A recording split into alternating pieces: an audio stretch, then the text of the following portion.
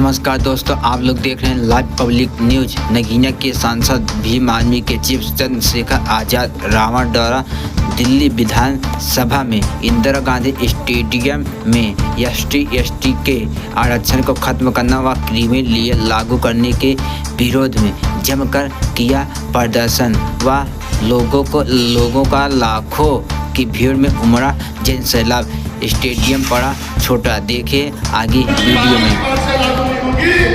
तब तक पिछड़े वर्ग के लोगों को बराबर की हिस्सेदारी और सम्मान नहीं मिले।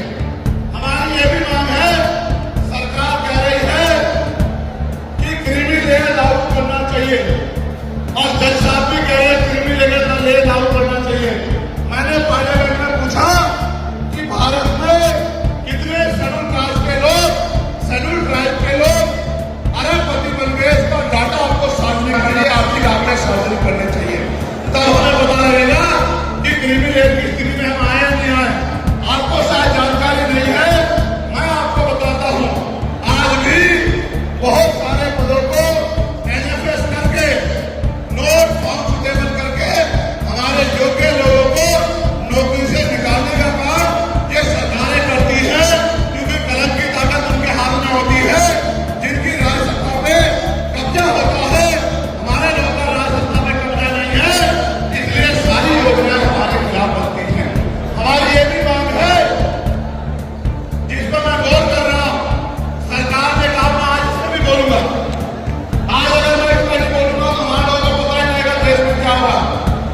सरकार ने कहा कि वर्गीकरण लागू होना चाहिए।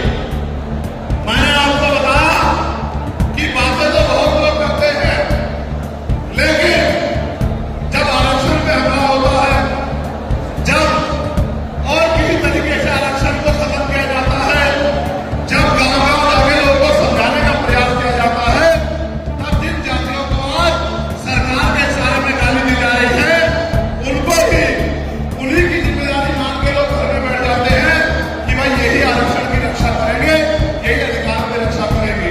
लेकिन सच ये है, अगर सरकार की मंशा वर्गीकरण के जरिए वास्तविकता में निचले पायदान में बैठे अंतिम व्यक्ति को ऊपर उठाने की होती, तो जिस तरह से 10% आर्थिक आधार पर आरक्षण की व्यवस्था की गई थी, 10% आरक्षण की व्यवस्था DSC के भाइयों के लिए, DSC परिवारों के लिए सरकार कर सकती थी।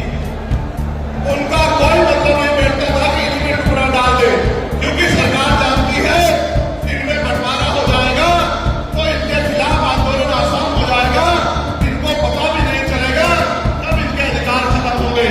मैं आपसे कहना चाहता हूं, सरकार बताए उनके बाद वर्गीकरण की क्या पॉलिसी, किस आधार पर वर्गीकरण करना चाहते, कौन से आंकड़े उनके पास है, कौन से डाटा उनके पास है। मैं सरकार से जानना चाहता हूं, सरकार कमेटियां बना दे और वर्गीकरण किस फॉर्मूले पे करेगी ये भी बता दे। हम सरकार को भी सुनना चाहते हैं। अभी देश में पिछले दरवाजे से कुछ नहीं होगा, जो कुछ होगा अपने सामने होगा। अगर हमारे अधिकारों की बात आएगी तो सरकार ये भी बताए क्या वो रोस्टर में बदलाव करेगी, क्या सरकार रोस्टर में बदलाव करेगी, सरकार बताएगी। हमारे लोग तो अभी सही चीजों को नहीं जानते। मैं ये भी विश्वास दिलाता हूं, स्पेशली DSC के भाइयों को कह रहा हूं, मेरी बात को गौर से सुनना।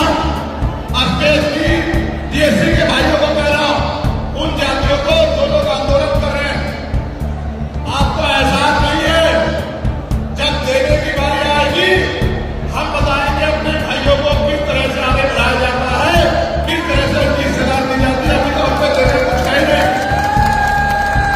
मैं आपको विश्वास दिला देता हूं, DSC के जो हमारे भाई हैं, वाल्मीकि समाज के भाई हों, धानुक समाज के भाई हों, और गांधी समाज के भाई हों, और किसी शैक्षिक समाज के भाई हों, मैं चंद्रशेखर आजाद वचन देकर कहता हूं बहुजन समाज के सामने,